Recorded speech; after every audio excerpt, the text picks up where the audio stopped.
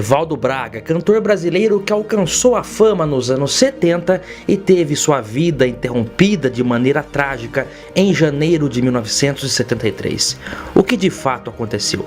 Vou falar para você hoje na Sessão Nostalgia.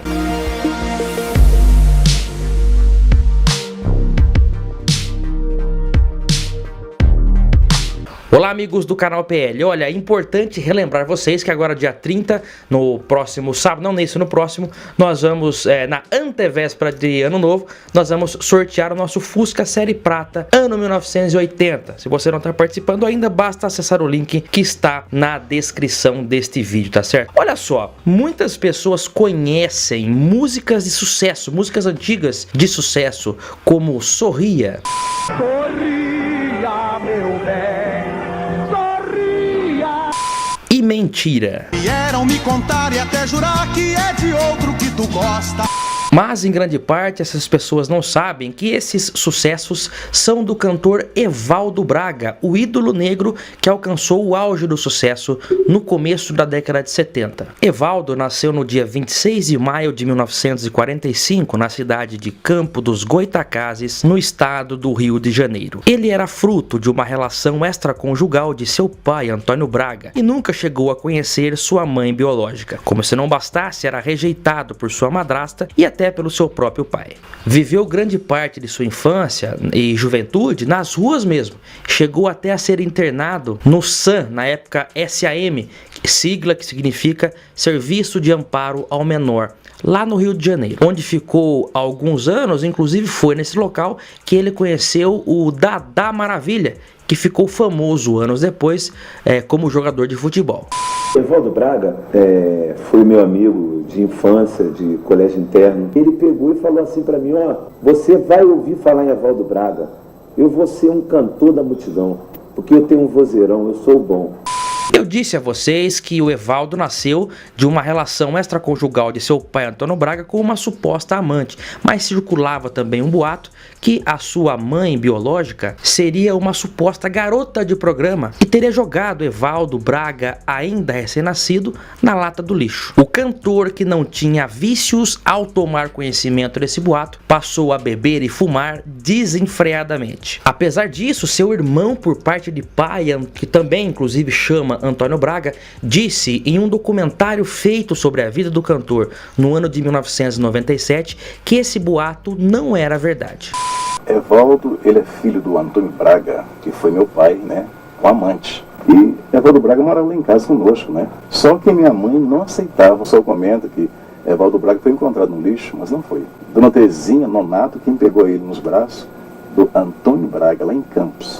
Evaldo se mudou para a capital do estado, Rio de Janeiro, ainda nos anos 60, na primeira metade da década, e lá lavava carros de cantores e outros biquinhos, mas já almejando o sonho de um dia ser um cantor profissional. Até que no ano de 1970 ele conheceu o produtor musical Osmar Navarro, que o ouviu cantar e o ajudou a fechar o primeiro contrato com a gravadora CBS, que lançou seu primeiro compacto, Só Quero, que vendeu mais de 150 mil cópias. Em 1971 surgiu o apelido O Ídolo Negro, que foi estampado na capa do primeiro disco pela gravadora Polydor, que rendeu até a segunda edição em 1972. Evaldo Braga, depois que se tornou famoso, nunca desistiu de encontrar de fato a sua mãe biológica. Inclusive nessa época surgiram muitas mulheres dizendo que eram garotas de programa na época e que seriam de fato a mãe biológica de Evaldo, que nunca acabou se confirmando,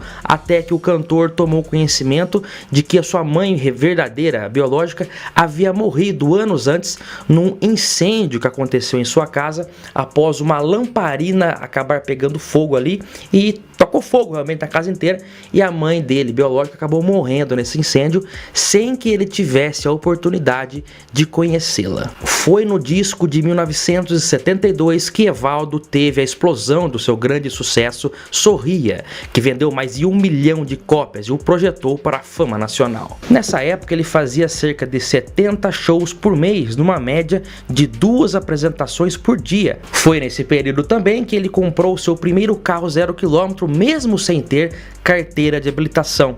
Ele adquiriu o Volkswagen TL ano 1972, inclusive o mesmo que nós temos aqui, e já com aquele pacote visual conhecido como Sport ou personalizado, que trazia faixas esportivas nas laterais, tampa traseira e capô. Além disso, volante esportivo, buzina dupla e retrovisor anti-ofuscante. Essa opção foi oferecida somente no ano de 1972 mesmo, e foi nesse carro que Evaldo Braga viveu os seus últimos momentos de vida. A rodovia BR-135, que liga Belo Horizonte ao Rio, é conhecida por seus perigos. Suas curvas são temidas por todos, pois na última quarta-feira, ao regressar de um espetáculo em Belo Horizonte, Evaldo Braga foi traído pela sorte. Seu carro derrapou numa curva e ele morreu. Foi essa manchete de um jornal da época que acrescentou ainda que a última música cantada por Evaldo no show do dia anterior, que consequentemente o último show realizado por ele, foi justamente a sua música de maior sucesso, Sorria. Foi por volta das 7h30 da manhã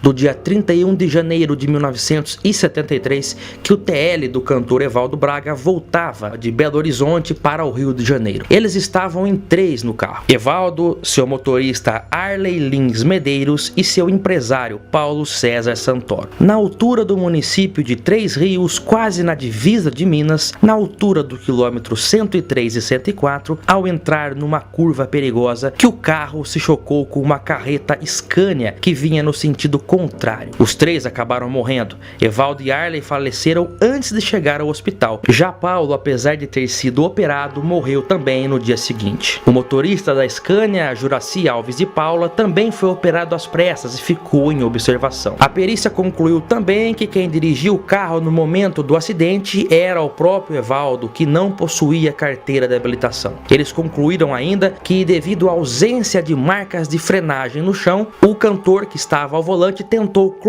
completar a curva invadindo a faixa do sentido contrário. Foi nesse momento que houve a colisão. Ainda segundo o laudo, eles deviam estar aproximadamente numa velocidade superior a 80 km por hora. O resgate também demorou bastante, porque a cidade de Três Rios, na época, lá em 1973, 50 anos atrás, não tinha corpo de bombeiros. E pessoas que estavam no local, presenciaram o acidente, disseram que os corpos chegaram a ficar presos nas ferragens cerca de 45 minutos à espera do socorro, que quando chegou já retiraram os corpos quase que sem vida, os 3, né? Após a constatação do óbito do primeiro dos 2, no dia seguinte do empresário que estava no banco traseiro, os corpos foram enviados para o Rio de Janeiro. Quando que eles iriam imaginar que eles iriam sim completar aquela viagem, mas dentro de um caixão?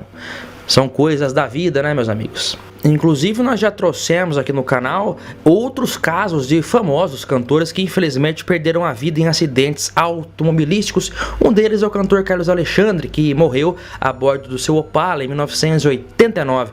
Inclusive, Carlos Alexandre era muito fã de Evaldo Braga. Em uma de suas músicas do começo dos anos 80, ele até cita que sonhou com o ídolo negro.